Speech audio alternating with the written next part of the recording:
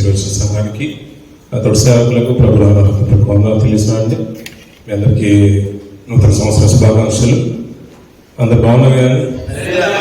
అందరు బాగున్నారు కదమ్మా? హల్లెలూయా. బాగున్నా బాగాలేకున్నా తల్లిదండ్రులకు బాధ్యత ఉంటుంది. మనకు జ్వరం వచ్చినా దగ్గు వచ్చినా అలసిస్తున్నా చిన్నపిల్లలు కాబట్టి వాళ్ళకి ఎలాగైనా చేసి పెట్టాలన్నట్టుగా మనం ఆరోగ్యం క్షీణించకపోయినా సంతోషం ఉన్నా కష్టం ఉన్నా బాధ ఉన్నా ఆయన స్తుతించే వారంగానే ఉండాలి. హల్లెలూయా. పిల్లలు ఈ కొత్త నూతన సంవత్సరంలో కొన్ని విలువైన మాటలు మనందరి ఆత్మీయ జీవితానికి దోహదపడేది, మన నిత్యత్వం నడిపించేది వాక్యం. దాని నుంచి ఈ లోకంలో ఏదీ లేదు. మిగతాదంతా కూడా ఒక ఎత్తు అయితే వాక్యము మనం ధ్యానించే ప్రతి మాట అదంతా కూడా వేరే వాళ్ళని తీసుకుంటుంది. సో దాని గురించి కొన్ని మాటలు పరిశుభ్రంగా నుంచి ధ్యానించేటప్పుడు యోగ గ్రంథము 39వ అధ్యాయము 11వ వచనం నుంచి కొన్ని మాటలు చూడపిల్లలు. యోగ గ్రంథము 39వ అధ్యాయము 11వ వచనం నుంచి. నిప్పుకోడి సంతోషం చేత రెక్కలను ఆడించను, రెక్కలను వెంట్రుకలను దాని కుందంగన అది వాత్సల్యము కలిగి ఉన్నదా? లేదు సుమి. అది నేలను దాని గుడ్లలో పెట్టును, ధూళిలో వాటిని కాచును, దేని పాదమైన వాటిని త్రొక్కవచ్చును, అడవి జంతువు వాటిని చితక త్రొక్కవచ్చునని నేను అనుకూలమే ఉన్నది. తన పిల్లలు తనవి కానట్లు వాటి ఏడల అది కాఠిన్యము చూపును, దాని కష్టము వ్యర్థమైనను దానికి చింత లేదు. దేవుడు దాన్ని తెలివి లేని దానిగా చేశాను, ఆయన దానికి వివేచనా శక్తి అనుగ్రహించి ఉండలేదు. సరిపోతుంది పిల్లలు.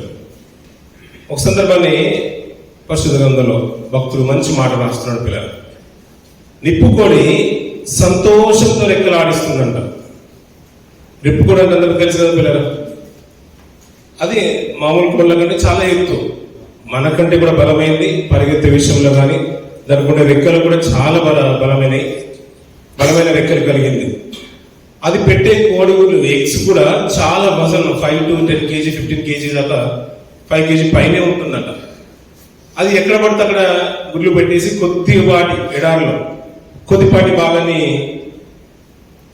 తవ్వినట్టుగా తీసేసి ఆ ఇసుకను పక్కకు తవ్వేసి అక్కడ గుడ్లు పెట్టేసి దాని మీద కొద్దిగా కాళ్ళతోని దుమ్మును చల్లిస్తుందంట. అది అక్కడి నుంచి వెళ్ళిపోతుంది. అక్కడి నుంచి వెళ్ళిపోయిన తర్వాత మళ్ళీ వెతుక్కుంటుందంట. ఏదో ఒక భాగంలో కొద్దిగా ఎత్తు భాగం కనిపించే వరకు ఇదే కదా నేను నా పెట్టిన గుడ్లు ఇక్కడే ఉన్నాయి కదా అని అక్కడ వచ్చి దాని మీద కూర్చుంటుందంట. అలా వస్తున్నప్పుడు కూడా తన కాళ్ళతోనే తొక్కి ఆ గుడ్లను పగలగొట్టిన సందర్భాలు కూడా ఉన్నాయి వాడి తన జీవితంలో. ఇది పెట్టి వెళ్ళిపోయిన తర్వాత అది మర్చిపోతుంది. గాలికి పైన ధూళి కొట్టుకుపోయిన తర్వాత ఆ ఎగ్స్ కనబడుతూ ఉంటాయి కదా, ఎందుకంటే దానికి అంత అవగాహన లేదు. కొద్దిగా కప్పేసి వెళ్ళిపోతుంది. ఆ గాలికి అంత దుమ్మంతా కొట్టుకుపోయిన తర్వాత ఏ జంతువు అయినా కానీ ఆ గుడ్లను తీసుకొని వెళ్ళిపోతుంది. కొన్ని జంతువులు తొక్కేసి పగలగొట్టేస్తున్నాయి. దానికి ఏ చింత లేదంట. అక్కడే మాట్లాడుతున్న మాట ఏంటంటే, నిప్పుకోడి సంతోషము చేత రెక్కలను ఆడించును, రెక్కలను వెంట్రుకలు దానికి ఉన్నందున అది వాత్సల్యత కలిగి ఉన్నదా అంటున్నారు పిల్లలు. దానికి రెక్కలు బాగున్నాయి కదా, సంతోషంగా రెక్కలు విప్పుకొని మరి నెమలిలాగా రెక్కలు విప్పుకొని ఆడించినంత మాత్రాన దానికి వాత్సల్యత కలిగి ఉన్నదా అని అంటున్నాడు. వాత్సల్యత కలిగి లేదు సుమి. అది నేలను దాని గుడ్లను పెట్టు ధూళిలో వాటిని కాచును అంటున్నాడు. దాని గుడ్లను ధూళిలో కాచుతుంది. అలా కాచి అంట దేని పాదమైనా దాన్ని త్రొక్కవచ్చు నని అయినను, అడవి జంతువులు వాటిని చితక త్రొక్కవచ్చు అయినను అనుకున్నదే ఉన్నది. దానికి అసలు అవగాహన లేదంట. నేను ధూళిలో పెట్టి వెళ్తున్నాను కదా, నేను కనిన ఈ గుడ్లను, నేను పెట్టిన ఈ గుడ్లను ఏ జంతువు అనేది తొక్కేయచ్చు కదా, అసలు నేను ఎందుకు ఇక్కడ పెడుతున్నానని ఒక అవగాహన కూడా దానికి ఉండదంట. ధూళిలో పెట్టిపోతుంది, దానికి లేదు, వేరే జంతువు అయినా తొక్కేస్తుంది, నేనైనా తొక్కేస్తాను, మరి ఇలా పెట్టడం మంచిది కాదు అని ఒక అవగాహన తెలివి తనకు లేదంట నిప్పుకోడికి. మనం చూస్తుంటాం కదా పిల్లలు, దాంతో మనం పరిగెత్తలేము. బలమైనది, చాలా బలంగా ఉన్నది. దాని కాళ్ళే కొన్ని వెయిట్, దాన్ని అలాంటిది ఇది నడుచుకుంటూ వెళ్ళిపోతున్నప్పుడు తన గుడ్లు వెతుకుతూ వెళ్ళిపోయినప్పుడు కూడా తన కాళ్ళు పడి కూడా చాలా గుడ్లు కూడా పగిలిపోతూ ఉంటాయి. ఇలా మాట్లాడుతూ ఒక మంచి మాట కిందికి చెప్తున్న చూడండి, పిల్లలు తన పిల్లలు తనవి కానట్టు వాటి ఎడల అది కాఠిన్యం చూపిస్తుందంట. ఏది? నిప్పుకోడి. అసలు తన కన్న పిల్లలు పొదిగిన తర్వాత ఎన్నో ఒక 10 గుడ్లు పెట్టినా 5 గుడ్లు పెట్టినా అందులో ఏదో ఒకటి బయటకు వస్తే అది కూడా నా బిడ్డ కానట్టుగానే కాఠిన్యం చూపిస్తుందంట. దానికి అంత ప్రేమ వాత్సల్యత లేదంట. ఏదో రెక్కలు ఆడిస్తుంది కదా అది బలమైంది అని అనుకుంటే కాదంట. వెంట్రుకలు ఎక్కువగా ఉన్నాయని సంతోషంతో అది రెక్కలు ఆడించినంత మాత్రాన అది వాత్సల్యం చూపిస్తుందంటే లేదు సుమి అంటున్నాడు. తన పిల్లల్ని సైతము తమది కానట్టుగానే కాఠిన్యాన్ని చూపిస్తుందంట. ఇంకా మార్చుకున్న పిల్లలు దాని కష్టము వ్యర్థమైనను దానికి చింత లేదంట.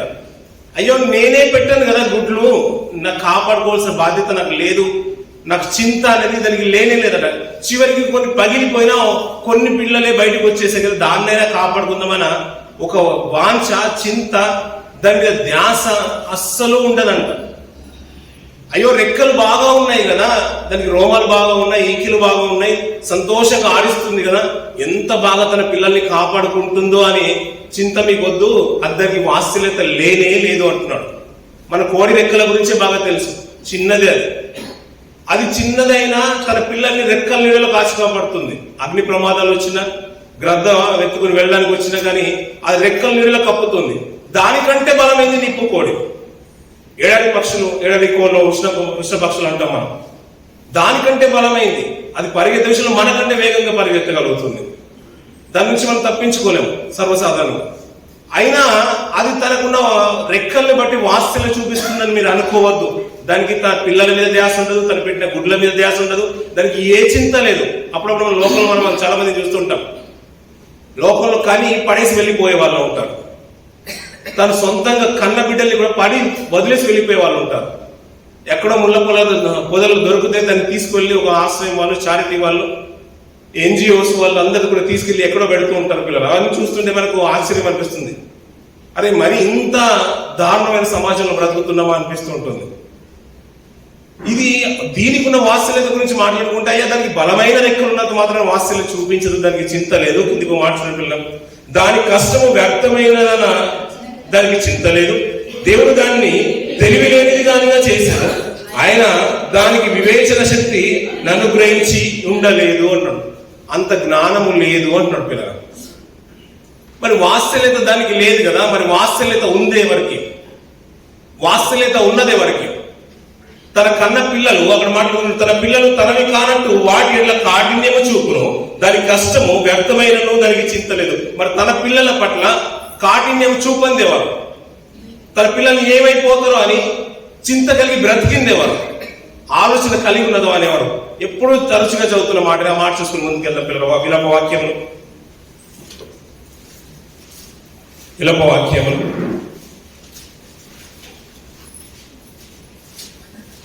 3వ అధ్యాయం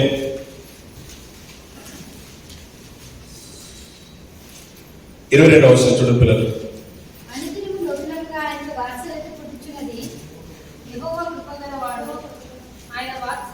యెహోవా కృపగలవాడు, ఆయన వాత్సల్యత ఎడతెగక నిలిచినది గనుక మనము నిర్మూలము కాకున్న వారము అనుదినము నూతనంగా ఆయనకు వాత్సల్యత పుట్టుచున్నది.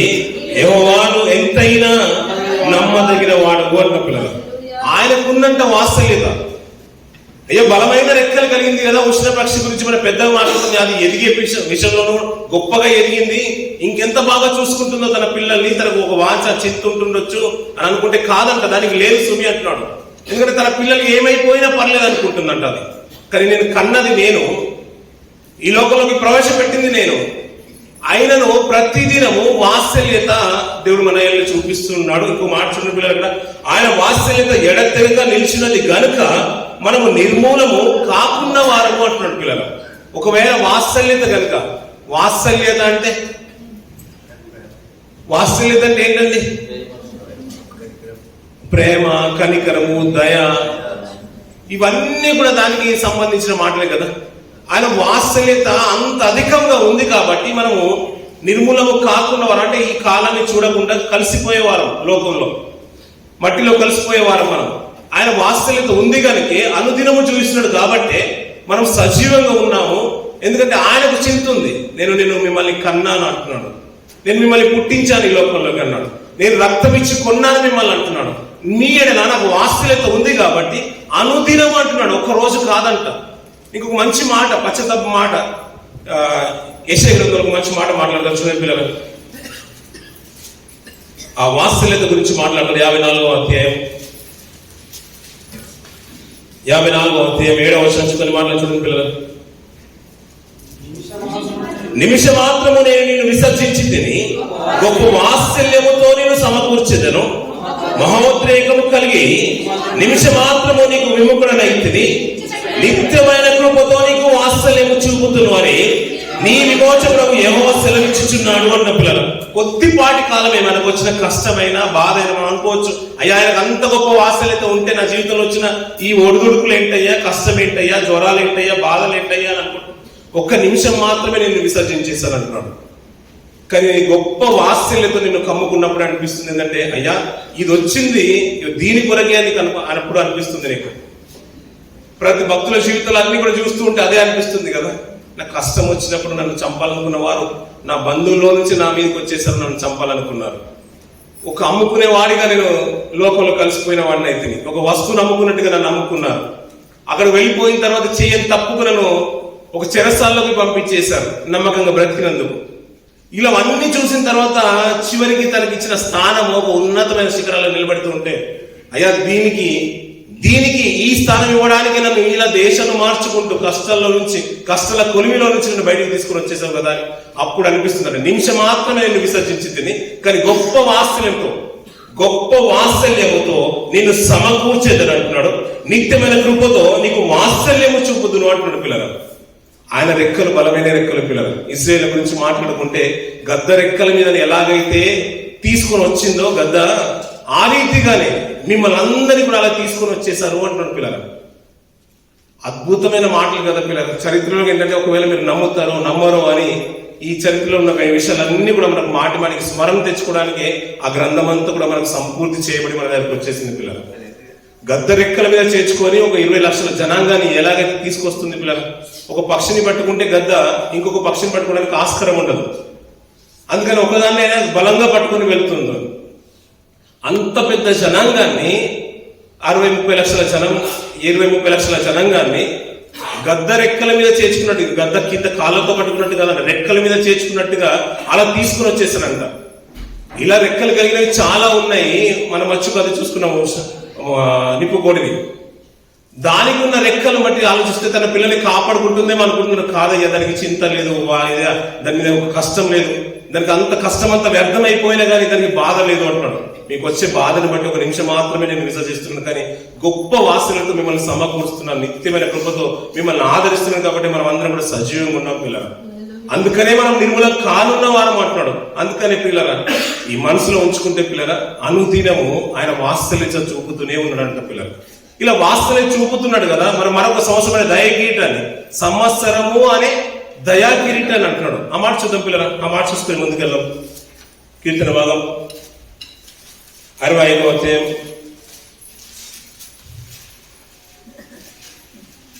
11వ వచనం పిల్లలు. సంవత్సరమును నీ దయా కిరీటమును ధరింపజేసి ఉన్నావు. సరిపోతుంది పిల్ల. సంవత్సరమును నీ దయా కిరీటముగా మనకు ధరింపజేసి ఉన్నాడంట. ఆయన వాత్సల్యత అని అంటున్నాను చూసావు పిల్ల. కరుణ, ప్రేమ, కటాక్షము ఇవన్నీ కూడా దయతో సంబంధించిన మాటలు. ఆయన దయను ఒక సంవత్సరం అనే కిరీటంగా మన మీద ధరింపజేసి ఉన్నాడంట. అయ్యా మరొక సంవత్సరం అనే దయా కిరీటాన్ని మీ మీద పెట్టి అలంకరించి మరొక సంవత్సరాన్ని మీకు ఇచ్చేసాను అంటున్నాడు. ఇలా ఇచ్చినప్పుడు మరి కాలము మంచిది కాదు. ఆమోసు గ్రంథంలో మంచి మాట మాట్లాడతారు. 5వ అధ్యాయం అమర్చుడు పిల్లలు. ఆమోసు గ్రంథము 5వ అధ్యాయం 11వ వర్షం చూడండి. ఇది చెడు కాలము గనుక ఈ కాలమున బుద్ధిమంతుడు ఊరకుండును, మీరు బ్రతుకున్నట్లు కీడు విడిచి మేలు వెదకుడి. అలా చేసిన ఎడల మీరు అనుకోని చొప్పున దేవుడును సైన్యములకు అధిపతి యెహోవా మీకు తోడుగా ఉంటున్నట్టున్న పిల్లలు మీకు సంవత్సరమైన దయను కిరీటంగా మీకు ఇచ్చేశారు. అయ్యా మనం చేసే తప్పుదాలు లేవంటే తప్పిదాలు ఉన్నాయి, అయినా కూడా ఆయన దయ చూపిస్తున్నాడు, గొప్ప వాత్సల్యతను మనకు ఏర్పరుస్తున్నాడు. మీకు అందరికీ అంటే నేను నీతిమంతులతో పాటు నేను తప్పు చేసే నన్ను కూడా ఈ సంవత్సరంలో మీతో పాటు కలిసి ఈ సంవత్సరంలో కొనసాగే భాగ్యాన్ని ఇచ్చేస్తాడు. అలా అనుకుంటే మనందరికీ కూడా పిల్లలు అందరూ పరిశుద్ధులుగా ఉంటున్నామా, ఎలా ఉంటున్నామో, లోకంలో కలిసిపోయినట్టుగా బ్రతుకుతున్నామా, ఇక్కడ సమాజంలో పరిశుద్ధత కలిగినట్టుగానే పరిశుద్ధత సమాజ మందిరంలో కలిగినట్టుగానే లోక సమాజంలోకి వెళ్ళిపోయిన తర్వాత కూడా అక్కడ కూడా అలాగే ఉంటున్నామా? మనం ఆత్మవిమర్శనం చేసుకుంటే చాలా విషయాలు మనం పడిపోతున్నాం, తొలగిపోతున్నాం. అయినా కూడా నీతిమంతులకు ఇచ్చినట్టుగా దయా కిరీటాన్ని అనీతిమంతులకు కూడా దేవుడు సంవత్సరమైన దయా కిరీటాన్ని మన కిరీటాన్ని తల మీద పెట్టి అభిషేకించినట్టుగా అలంకరించినట్టుగా మనకు ఒక సంవత్సరాన్ని ఇచ్చేశాడు. పిల్లలు నీతిగానే బ్రతుకుతున్నామా లేదని మనం ఆత్మవిమర్శనం చేసుకున్నాం. అయ్యా ఈ లోకము ఎలాంటిదంటే చెడు కాలము అంటున్నాడు.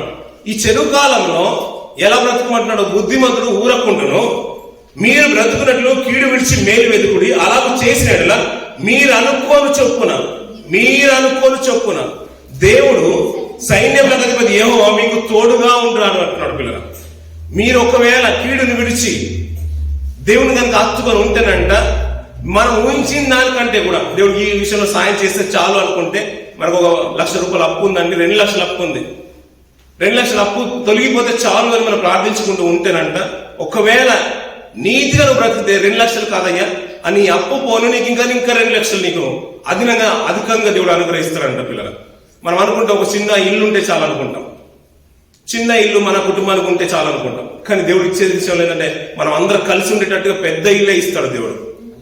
మనం ఏంటంటే ఈ సంవత్సరం ఒక సాలరీ ఒక $100 $200 పెరిగితే చాలు, ఒక $500 పెరిగితే చాలు అనుకుంటాం.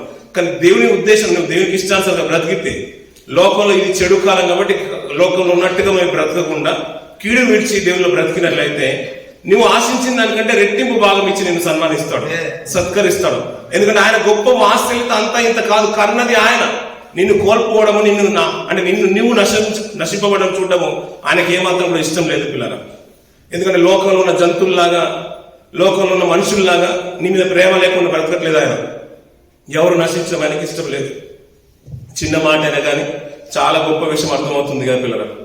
ఎందుకంటే మనం ఇంకా నిర్మూలం కాకున్న వారము అంటే ఎప్పుడో లోకంలో కలిసిపోయే వారము, మట్టిలో కలిసిపోయే వారం మనం. అయినను ఆయన గొప్ప వాత్సల్యత, నిత్యమైన కృప మన చుట్టూ ఉంటుంది. మనం ఏ రీతి ఉంటున్నాం పిల్లలు? ఈ లోకం మంచిది కాదు, ఈ కాలం మంచిది కాదు, సంవత్సరాలు మంచిది కాదు. అయినా కానీ మరొక సంవత్సరమైన దయను కిరీటంగా నీ మీద పెడుతున్నాడు ఆయన దయను. ఈ దయను పొందుకున్న నువ్వు ఈ లోకంలో ఈ కాలంలో నువ్వు ఎలా బ్రతకగలుగుతావు? బాగా సుపరిచితమైన మాట సామెతల గ్రంథంలో 30వ అధ్యాయంలో ఒక మంచి మాట మాట్లాడుతుంది పిల్లలు. 30వ అధ్యాయం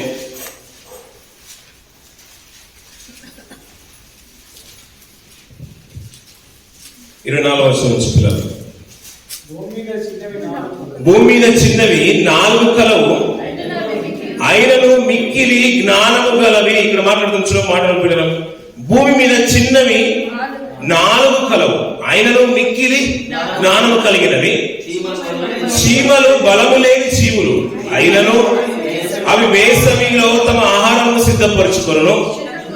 చిన్న కుందేలు బలము లేని జీవులు, ఆయనను అవి పేట సందులలో నివాసం కల్పించుకొనును. మిడతలకు రాజు లేడు, ఆయనను అవన్నీ పంక్తులు తీరి సాగిపోవును. బల్లిని చేతితో నువ్వు పట్టుకొనగలవు, ఆయనను రాజుల గృహంలో అది యుండును అంట. పిల్లల ఎప్పుడు వింటున్న మాటలే కాని పిల్లల ఇక్కడ మంచి 4 కనిపిస్తున్నాయంట భక్తునికి. చీమలు భూమి మీద చిన్నవి 4 కలవు, ఆయన అవి మిక్కిలి జ్ఞానమును. చీమలు బలము లేని జీవులు, అవి వేసవిలో తమ ఆహారాన్ని సిద్ధపరచుకుంటాడు. చీమలు గండు చీమలైనా చాలా చీమలు ఉన్నాయి కదా. ఈ చిన్న చీమలన్నిటికీ కూడా బలం లేదు పిల్లల, ఇట్టే చనిపోతాయి. ఏమాత్రం కూడా దాని మీద భారం మోపినా కాదు. దాని నెట్వర్క్ చూడండి పిల్లల, ఎంత అద్భుతంగా ఉంటుంది. చీమలు కానీ తక్కువ చూడదు పిల్లలు. మన ఇంటర్నెట్ వచ్చిందే, ఇంటర్నెట్ ఈ లోకంలో వాడుతున్న మన ఇంటర్నెట్ దీన్ని చూసే కనిపెట్టారంట. చీమల్ని చూసి వాళ్ళు ఎట్లాగైతే ట్రావెలింగ్ లో ఉంటారో ఒక వరుసలో వెళ్తూ ఉంటాయి చూసారా పిల్లలు, దాన్ని చూసే ఇంటర్నెట్ వచ్చిందంట. చీమల్ని కానీ అవి మిక్కిలి జ్ఞానం కలిగినవంట. అందులో ఈ చీమల గురించి మాట్లాడుతాం. దానికి బలం లేదు, నిజంగా చెప్పాలంటే దానికి బలం లేదు. వేసవిలో మనం రెస్ట్ కావాలనుకుంటాం. మనం సమ్మర్ వెకేషన్కి వెళ్తూ ఉంటాం. ఇక్కడ సమ్మర్ ఎక్కువగా ఉంటే వేరే కంట్రీస్కి వెళ్తూ ఉంటాం సమ్మర్ ఎంజాయ్ చేయడానికి. మనం ఏసీ కావాలనుకుంటాం. వీరంట కూడా పిల్లల ఈ వేసవిలో ఆహారాన్ని సిద్ధపరుచుకును చిన్న కుందేలు బలము లేని జీవులు అయినను అవి పేటు సందులలో నివాసాన్ని కల్పించుకుంటున్నాయి. పగిలిపోయిన బండరాళ్ల మధ్యలో ఆ పేటు సందులలోకి ఈ కుందేలు వెళ్ళి అని దాక్కొని తప్పించుకోవడానికి ప్రయత్నం చేస్తూ ఉంటాను పిల్లలు. అంటే అక్కడికి ఎవరు వెళ్ళలేరు కదా, దానికి బలం లేదు. ఎందుకంటే బలపడి నీతో పాటు అని జంతువులతో పాటు బల ప్రయోగం చేసి దాని నుంచి తప్పించుకునే ఆస్కారం లేదు దానికి. అందుకని తెలివిగా అక్కడికి వెళ్ళి దాక్కుని మరి తప్పించుకుంటాయి పిల్లలు. ఇంకా కింది మార్చిన పిల్లలు, మిడతలకు రాజు లేడు, ఆయనలో అన్ని పంక్తులు తీరి సాగిపోవును, బల్లి చేతితోనూ పట్టుకునగలవు, ఆయనను రాజగృహంలో అది ఉండును అంట పిల్లలు. ఇవన్నీ చిన్నగా కనిపించిన జంతువులు, చిన్నగా కనిపించిన కీటకాలైనా దానికి ఉన్న స్థితి చాలా గొప్పది పిల్లల. దానికి ఉన్న స్థితి చాలా గొప్పది. బల్లులైనా అక్కడ మాట్లాడుతున్న పిల్లలు, నువ్వు చేతితో పట్టుకోగలుగుతావు, అయినను రాజుల గృహంలో అది ఉండడానికి ఇష్టపడుతుంది అంట పిల్లలు. చిన్నవి అయినా కానీ జ్ఞానము అధికంగా ఉందంట పిల్లలు. దానికి బలము లేదు. అయ్యా నేను క్రూర ప్రశ్న చేశాను, ఉష్ణపక నిప్పుకొని చేశాను, దానికి తెలివి లేదు, జ్ఞానం లేదు అంటున్నాడు. మనుషుల్ని జ్ఞానవంతులుగా బుద్ధిమంతులుగా జయించేస్తారంట పిల్లలు. ఈ లోకము చెడు కాలము, బుద్ధిమంతుడు ఊరకుండు అంటారు. అంటే బుద్ధిమంతుడు అంటే బుద్ధి ఉంది కదా మనకు, బుద్ధి ఉన్నట్టే కదా మనకు. ఉందంటారా లేదంటారండి? ఉంది కదండి. ఇప్పుడు బుద్ధి కలిగినవి, జ్ఞానం కలిగినవి 4 ఉన్నాయంట. అది వేసవి కాల ఆహారాన్ని సిద్ధపరచుకుంటున్నాయి. అది కొండ బీటులలోకి దాగి వెళ్ళుకుంటున్నాయి. పంక్తులుగా తీరి యుద్ధ సైన్యంకు వెళ్ళినట్టుగా మిడతలు ఒక పంక్తులుగా వెళుతూ ఉన్నాయి. ఇది బల్లులైనా కానీ రాజుల గృహంలో ఉండడానికి ఇష్టపడుతున్నాయి. దానికంటే జ్ఞానవంతుడు మనిషి కాలం అనుసరించి ఆయన గొప్ప వాస్తవికత ఒక సంవత్సరం డయట్ అని మళ్ళీ అధికంగా ఇచ్చినప్పుడు ఈ కాలాన్ని మనం ఎలా వినియోగించుకుంటున్నాం పిల్లలు? ఎలా వినియోగించుకుంటున్నాం? మనం పిలిచినంత మాత్రం కొత్త సంవత్సరం రాలేదు పిల్లలు. మనం పిలిచినంత మాత్రం కొత్త సంవత్సరం రాలేదు. మనం బాయ్ అన్నంత మాత్రం సంవత్సరం వెళ్ళిపోలేదు పిల్లలు. ఆయన నడిపిస్తున్నాడు కాలాన్ని. కాలము సంవత్సరంలో ఆయన ఆధీనంలో ఉన్నాయి. మనమందరం ఉన్నాం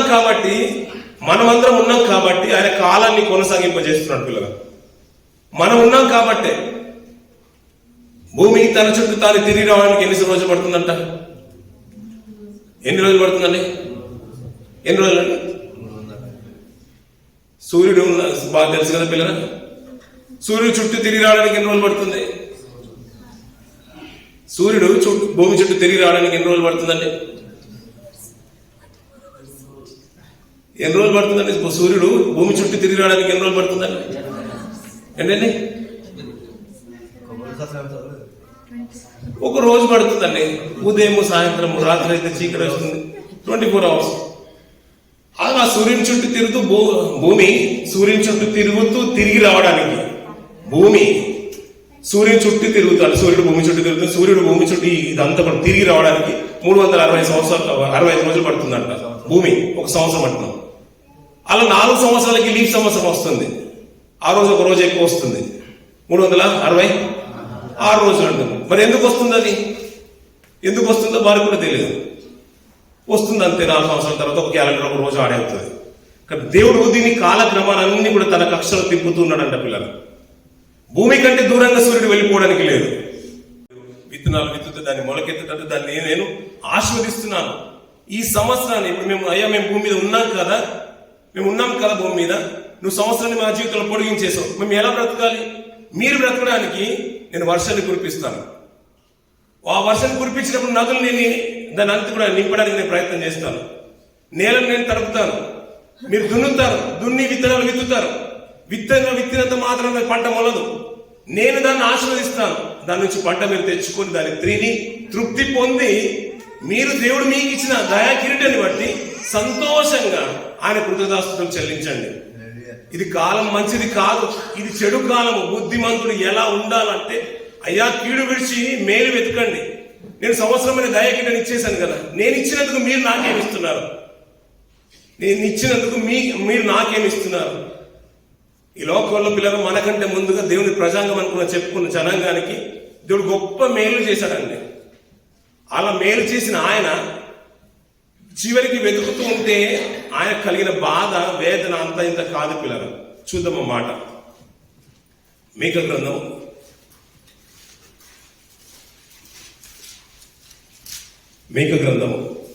4వ అధ్యాయం 12వ వచనం. కళ్ళములో ఒకడు పనలు కూర్చున్నట్టు యెహోవాని సమకూర్చును, అయితే వారు ఆయన తలంపులు తెలుసుకొనక ఉన్నారు, ఆయన ఆలోచన వారు గ్రహింపక ఉన్నారు అంటు పిల్లలు. కళ్ళములో ఒకడు పనలు కూర్చున్నట్లు, కళ్ళములో ఒకడు పనలు కూర్చుని ఇందాక చదువుకున్నాం కదా కీర్తన భాగంలో, నేను భూమికి మహదైశ్వర్యాన్ని కలుగజేస్తున్నాను, భూమికి మహదైశ్వర్యం అట్లు దానికి మహదైశ్వర్యం కలుగజేస్తున్నాను అన్నాడు. భూమిని నేను తడుపుతున్నాను, ఆవిరి చేతను వర్షపు నీళ్ల చేతను చినుకలు పుట్టించి దాన్ని తడుపుతున్నాను, దానికి తగిన కాలంలో వర్షం రావడానికి అంటే నీరు నేలంతా కూడా సమృద్ధిగా వాటర్లో ఉండడానికి నదులు నేను నింపుతున్నాను. మీరు విత్తనాలు విత్తినప్పుడు దానికి అది ఫలించినట్లు దాన్ని నేను ఆశీర్వదిస్తున్నాను, పంట మీదకి వస్తుంది,